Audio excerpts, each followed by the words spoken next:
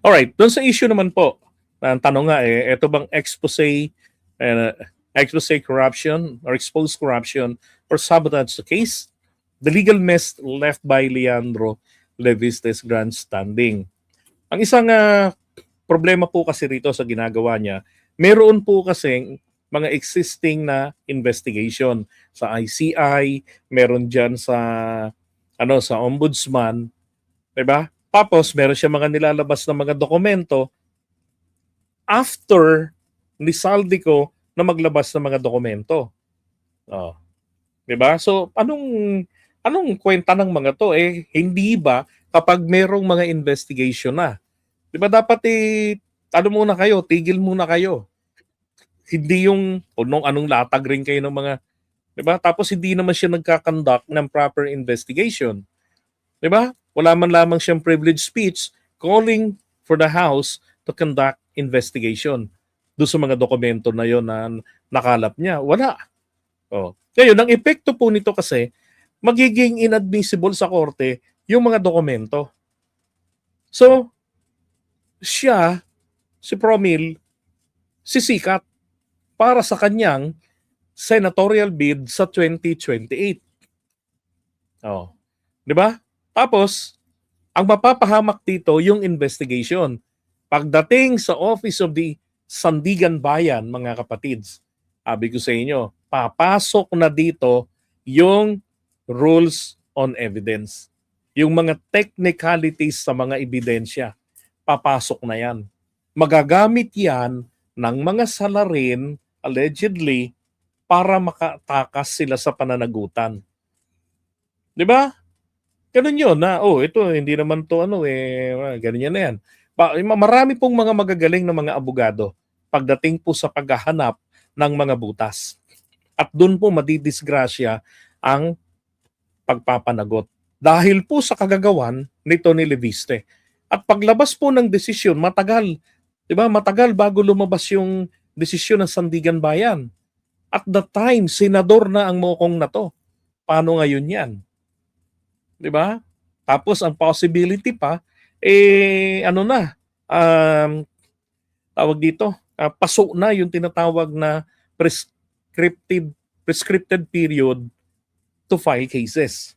Ibig sabihin ng prescriptive period, ito yung takdang petsa or takdang panahon kung hanggang kailan ka pwedeng magsampa ng kaso. For example, ang prescriptive period katulad sa libel, any forms of libel, is 1 year. Lumagpas na ng 1 year, hindi mo na makakasuhan.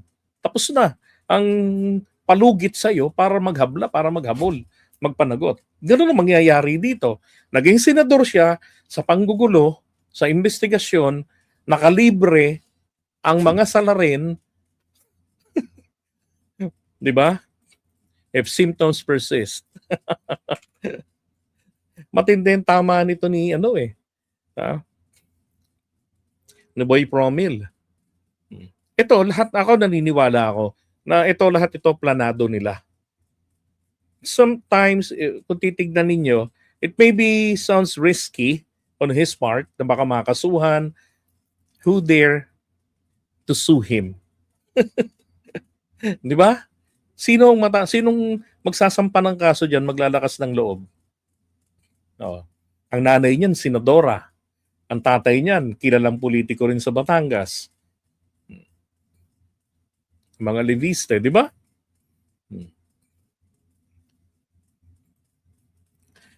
Isa pa, sabi nga nila, mukhang dala ito ng kanyang sama ng loob. Dahil yung kung saan naging bilyonaryo siya. Ang ginawa kasi nito, di ba, na aprubahan ni Duterte yung kanyang solar firm na kung saan di ba, pinagbibenta niya. Yung franchise. Kumita siya ngayon doon, naging bilyonaryo. Ngayon, yung kanyang company, ito sabi nga rito, 84 renewable energy deals revoked in 2025. Dati, nakarang taon, October, pinasabi na yan, 21 contracts for Solar Philippines face termination. Tapos ngayon, nakasama na nga po dito. Yung kanyang Solar Philippines na terminate na yung 21 service contracts nila. Bakit? Kasi yung kanyang kumpanya hindi naman nila magampanan. Hindi naman nila ma-provide yung kuryente na kailangan ng mga probinsya. Kaya lang siya kumita, binenta niya eh. Pinagbebenta niya eh. Pero yung ang kawawa rito yung mga nakabili. Di ba? Maaring isa rin ito na dahilan na hindi naman ito to cover up this one. Kung hindi, para lamang, sabihin natin, parang ganti. Di ba? Parang ganti lang din sa administration na hindi binaby si Promil. Hindi katulad ng time ni Duterte. Well, I fully understood yung time ni Duterte kasi wala pa namang alingas-ngas eh. Nagkaroon ng application, sabi nila na railroad. Diba? As long as dumaan sa tamang proseso, we're good to go. Diba? Kaya lang ang problema rito is when it comes to the implementation or when it comes to the fulfillment of obligation na mag-supply ng kuryente, doon po nagkaroon ng failure ang Solar Philippines. Kaya, yan na. Diba? Termination. No. So kung titignan ninyo, 'di ba? Kasi ako pansin ko lang may pagkaugaling yangas. Tingnan niyo ha, tinalo niya si Congressman Buhain, 'di ba? Tapos ang ginawa niya lately, pinaransak niya itong opisina dati ni Buhain. Kaya lang naghahanap kasi sila ng ng mga dokumento na pwedeng magpalubog, mapin down si Congressman Buhain. So, parang sa flood control yata yun, ng mga issues. And yung nakita kong picture ng mga kasama nito nung unang lumabas to, wala ho silang nahagilap. Lahat na yan kinalkal nila. Pero wala ho silang nakuha. Diba? Bakit gusto nila na ipin down? Gusto niya maghanap ng mga ganong ebidensya. Unang-una, yung pag-aakusa pa lamang. Alam niya nang makakasama doon, lalo't hindi sumasagot si Buhain.